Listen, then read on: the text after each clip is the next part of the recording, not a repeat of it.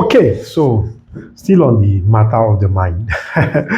Okay, so today we'll be looking at imagination. How do you tame your imagination? Because in the book of Proverbs, Proverbs 4:29 says something very interesting because that we should guard our hearts with all diligence because out of it are the issues of life. So if issues of life comes from my mind, then how do I tame my mind? Okay, so that's what we're going to be looking at today. And the first scriptures that came to mind is Genesis chapter 11, verse 6, and it talks about creation. It said, the Bible said, let us create man in our own image.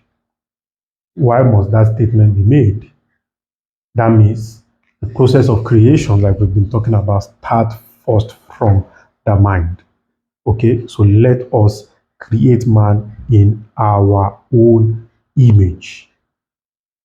Creation start from the mind. Image is derived from the word, imagination is derived from the word image. So that means there was a picture of something that came to mind first, okay, before it was actually created. So God didn't just put clay together, breathe into it. No, there was first an imagination in the mind before it became a reality. Okay, so image is the representation of an object. So whatever you want in life must start as an image in your mind representing the object you desire. When the mind fixes its eyes on a particular object habitually, God uses the power within us to bring it to reality. Okay? So when you fix your mind on something strong enough and begin to take steps, you just begin to see that the opportunities are just springing up, springing up, springing up, springing up in that area that you have put your mind on. So Ephesians chapter 23, verse 20 says, now to him who is able to do exceedingly above all that we ask or think. So our process of thinking is also a process of prayer, asking God. You have dwelled, you ruminate about something long enough. In a way, you are also praying about that stuff long enough. Okay, Proverbs 23:7 says, for as a man thinks in his heart, so is he. So, what are you thinking in your mind?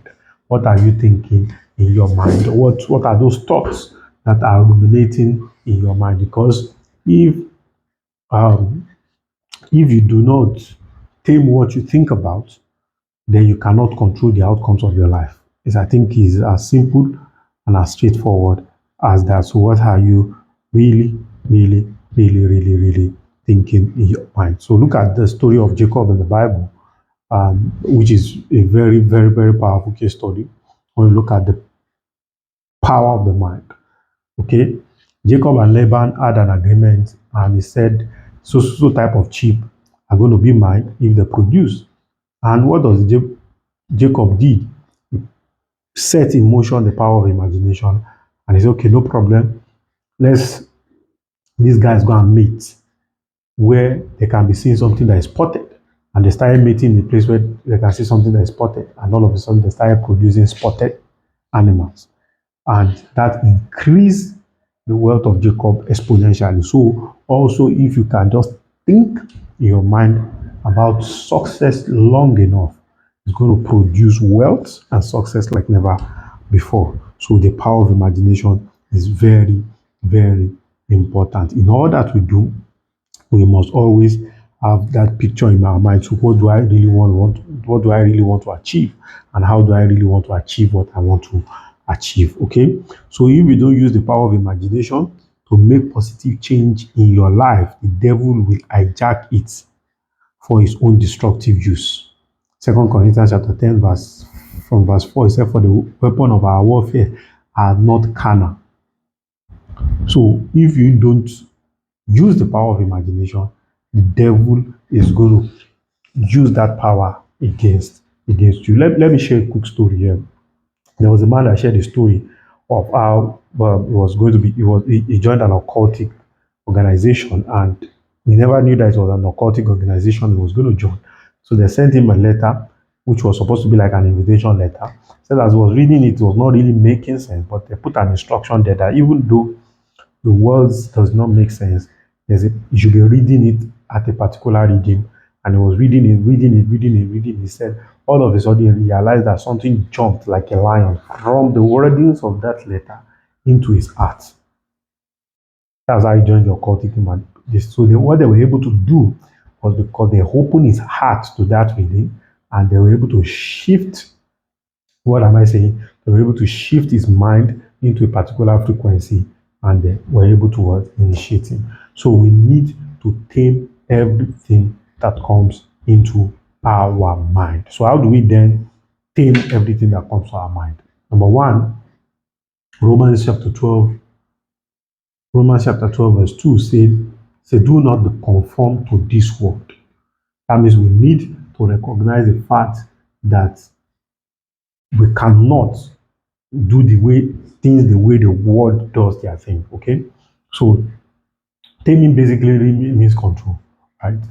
Control the way you think, what you think, how you think things, what inform what you think, the media you consume, the music you consume.